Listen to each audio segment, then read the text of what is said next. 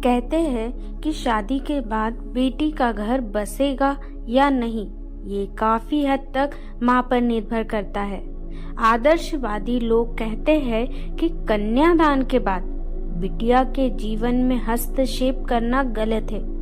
लड़कियों में बचपन से ही सहनशीलता का विकास करना चाहिए ताकि वे आगे चलकर वो ससुराल की विषम परिस्थितियों का सामना कर सके। लेकिन इस विषय में मेरा अपना अलग ही नजरिया है।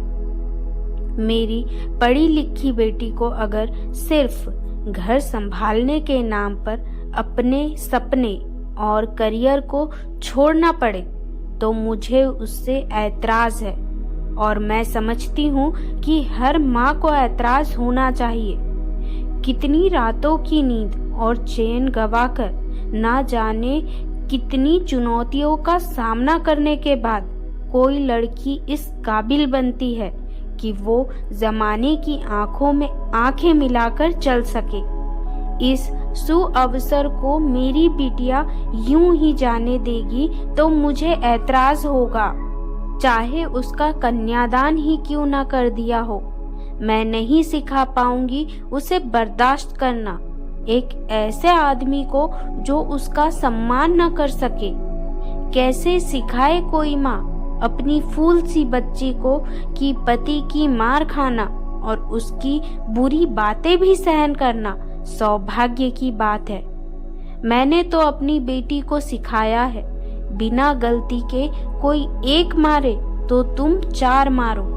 हाँ, मैं बेटी का घर बिगाड़ने वाली बुरी माँ हूँ, लेकिन नहीं देख पाऊंगी उसको दहेज के लिए बेगुनाह सा लालच की आग में जलते हुए। मैं विदा करके भूल नहीं पाऊंगी। अक्सर उसका कुशल क्षेम पूछने आऊंगी। हर अच्छी बुरी नजर से ब्याह के बाद भी उसे बचाऊंगी। बिटिया को मैं गलत का विरोध करना सिखाऊंगी। गलत मतलब गलत होता है यही बताऊंगी।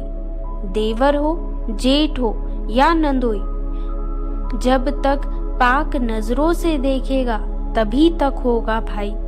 गलत नजरों को नोचना सिखाऊंगी। ढाल बनकर उसके ब्याह के बाद भी खड़ी हो जाऊंगी। डोली चढ़कर जाना और अर्थी पर आना, ऐसे कठिन शब्दों के जाल में उसको नहीं फंसाऊंगी। बिटिया मेरा पराया धन नहीं, कोई सामान नहीं जिसे गैरों को सौंप कर गंगा नहाऊंगी।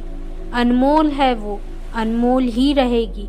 रुपये पैसे से जहाँ इज्जत मिले ऐसे घर में नहीं अपनी बेटी ब्याहूंगी।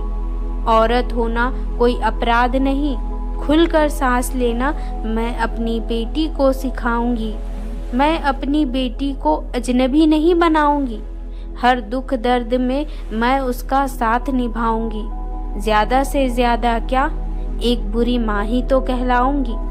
दोस्तों, आपको मेरे विचार कैसे लगे कमेंट करके ज़रूर बताएं। अगर चैनल पर नए हैं तो सब्सक्राइब करना ना भूलें।